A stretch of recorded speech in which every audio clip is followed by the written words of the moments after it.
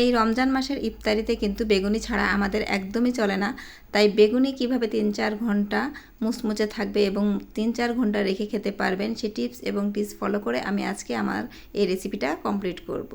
তো hello everyone, আসসালামু আলাইকুম, welcome back to my channel. This is Eva, AC cooking and ব্লগে সবাইকে অনেক অনেক শুভেচ্ছা। আশা করি সবাই ভালো আছেন। আলহামদুলিল্লাহ আমরাও ভালো আছি। আশা করি সবসময় আপনারা আমার সঙ্গেই থাকবেন এবং আমার রেসিপি ফলো করে নিজেরাও ট্রাই করবেন। তো যারা একদমই নতুন তাদের জন্য আমার এই আজকের রেসিপিটা। এই রেসিপিটা একবার দেখে নিয়ে এটা আপনারা নিজেরাই বাসায় করে নিতে পারবেন। তাহলে চলুন আর দেরি না করে মূল রেসিপিতে চলে যাই। প্রথমে আমি এখানে একটা কাচের বোল নিয়ে নিয়েছি এবং বেসনের যে বেটার সেটা তৈরি করার জন্য প্রথমে আমি 1 চামচ বুটির বেসন, 1 চামচ খেসারির বেসন, 1 চামচ ময়দা এবং 1 চামচ চাউলের গুঁড়া দিয়ে দিচ্ছি। এই চাউলের গুঁড়োটা দিলে কিন্তু অনেকক্ষণ মুচমুচা থাকবে এবং এর মধ্যে কিছুটা পরিমাণ মতো লবণ, হলুদ এবং শুকনো মরিচের গুঁড়া দিয়ে দিচ্ছি। এই 2-3 ধরনের বেসন যদি একসঙ্গে দেন তাহলে কিন্তু খুবই ভালো হয়, জিনিসটা মচমচা থাকবে। এবং 1 চামচ আমি এখানে বেকিং পাউডার দিয়ে দিচ্ছি। এবারে সবগুলো উপকরণ একসঙ্গে ভালোভাবে মিশিয়ে নিতে হবে। আর বেকিং পাউডার দিলে বেগুনিটা খুব ভালোভাবে ফুলবে। এখানে বেসন থেকে চাউলের গুঁড়োটা একটু কম দিতে হবে আর এর সঙ্গে ময়দা দিলেও কিন্তু অনেকক্ষণ মুচমুচা হবে। আটার থেকে ময়দাটা বেটার হবে। এরপর যে আমার উপকরণগুলো মেশানো হয়ে গেছে, এবার আমি এটাতে অল্প অল্প করে পানি দিয়ে একটু গুলিয়ে নেব। অল্প অল্প করে পানি দিয়ে গুলাতে হবে যাতে বেটারটা বেশি একটা পাতলা না হয়।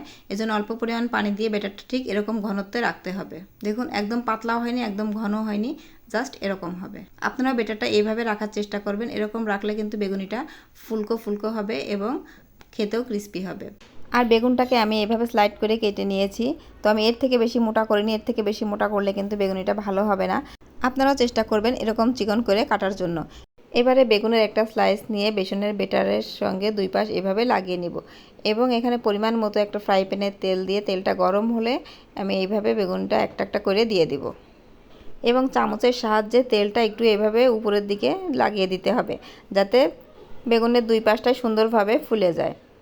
তো এইভাবে দেখুন আমি তেলটা কিন্তু গরম তেল আমি বেগুনের উপর দিয়ে দিচ্ছি আর একদম মিডিয়াম হিটে কিন্তু এই বেগুনিটা ভেজে নিতে হবে। আমার প্রথম ব্যাচ ভাজা কমপ্লিট। তো দেখুন মাশাআল্লাহ অনেক সুন্দর হয়েছে। এটা কিন্তু খেতেও খুব ক্রিস্পি হয়েছিল আর এটা 3-4 ঘন্টা পর্যন্ত কিন্তু এইভাবে মুচমুচা ছিল। এবার সেম প্রসেসে আমি দ্বিতীয় ব্যাচটা ভেজে নিচ্ছি। আমার আজকের এই বেগুনের ভিতরে চাউলের গুঁড়া দেওয়ার জন্য কিন্তু অনেকক্ষণ পর্যন্ত মুচমুচা থাকবে। আপনারাও চেষ্টা করবেন চাউলের গুঁড়োটা দেওয়ার জন্য। আর মিডিয়াম হিটে আস্তে আস্তে এই বেগুনিটা ভাজলে কিন্তু এটাও কিন্তু অনেকক্ষণ পর্যন্ত ক্রিস্পি এবং মুচমুচা থাকবে। আমি জানি আপনারা অনেকেই কিন্তু এই বেগুনিটা খুব ভালো বানাতে পারেন, তবে আমি আমার মতো করে বানানোর চেষ্টা করি এবং সহজভাবে মানুষকে বোঝানোর চেষ্টা করি। 2-1টা জিনিস ফলো করে বেগুনিটা ভাজলেই কিন্তু বেগুনিটা একদম পারফেক্টভাবে ভাজা হয়ে যাবে।